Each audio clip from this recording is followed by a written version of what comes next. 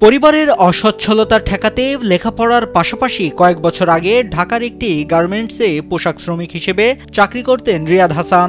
করোনাকালীন সময়ে চাকরি চলে যাওয়ায় বেকার হলে সহধর্মিণী সাবিয়া সুলতানা শাকিলার পরামর্শে অনলাইনে আয় করার লক্ষ্যে ইউটিউব এসইও ও কন্টেন্ট এসইও কোর্স করেন।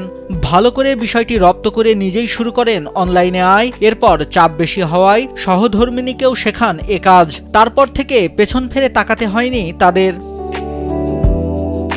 এখন প্রতি মাসে 1 থেকে 1.5 লাখ টাকা আয় করেন এ দম্পতি।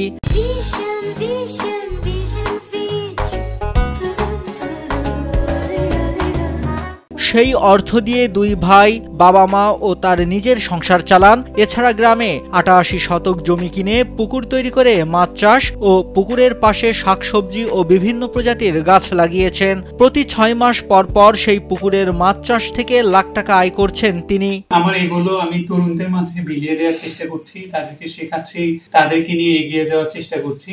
আমার মূলত ফ্রিল্যান্সিং এ আসার প্রধান কারণ হচ্ছে বাসায় বসে থেকে নিজের স্বাধীন চেতা মন নিয়ে কাজ করা যায়। সব থেকে বড় যে বিষয়টা সেটা হচ্ছে ফ্রিল্যান্সিং করে মোটামুটি মোটা অঙ্কের একটা টাকা উপার্জন করা যায়।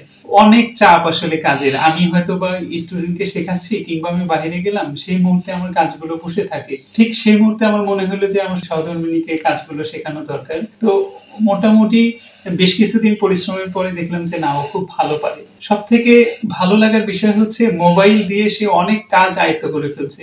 ইতিমধ্যেই সে ঘরে বসে থেকে বিভিন্ন কাজগুলো তো করছেই, পাশাপাশি আমাকে সর্বোচ্চ সহযোগিতা করছে। এইটা আমাকে অনুপ্রাণিত করে। রিয়াদের স্ত্রী সাবিয়া সুলতানা শাকিলা জানান, আগে গৃহিণী ছিলেন, এখন চাকরিজীবীর থেকেও বেশি আয় করেন। তাই প্রত্যেকটি মেয়ের বসে না থেকে ফ্রিল্যান্সিং শেখা উচিত বলেও জানান তিনি। আসলে ফ্রিল্যান্সিং এ তো কোনো মানে ধরা বাঁধা অফিস টাইম বা এরকম না, এটা আমাদের কাজ। আমরা যেভাবে করব আমাদের আগে গেল, এই কারণে আমাদের রেগুলারই কাজটা করতে হয়। কারণ আমরা যত কাজ করবো এখানে অত আমাদের সাফল্য, অত আমরা আগাতে পারবো, অত টাকা পাওয়া যায়। এই কারণে এই সময় দেখা যায় যে কাজ করতে করতে আমরা একদম বোর হয়ে যাচ্ছি, বোরিং হয়ে যাচ্ছে, আর হচ্ছে না। সেক্ষেত্রে আমরা দুজন মিলে পৌর পার্কে, আবার হচ্ছে এসকেসিন, আশেপাশে অনেক ভ্রমণ স্পটগুলোতে আমরা ঘুরতে যাই, সময় কাটাই, আবার পিকনিক করি। এভাবেই আমাদের সময়গুলো যাচ্ছে। আমি দেখলাম যে আমার হাজবেন্ড এই কাজটা মানে ফ্রিল্যান্সিং করে সে অনেক ক্লান্ত হয়ে যাচ্ছে, তার অনেক কাজ জমে থাকতেছে, দেখা যায় তাকে বাহিরে যাইতে হচ্ছে, স্টুডেন্ট সামলাতে হচ্ছে। তখন আমি ভাবলাম যে আমি বসে না থেকে আমিও তো কাজটা করতে পারি, যেহেতু আমার বাসায় সে নিজেই কাজটা করতেছে। তারপর আমি তার থেকে শিখলাম, তাকে দিয়ে তার মাধ্যমে আমি কাজটা আয়ত্ত করেছি।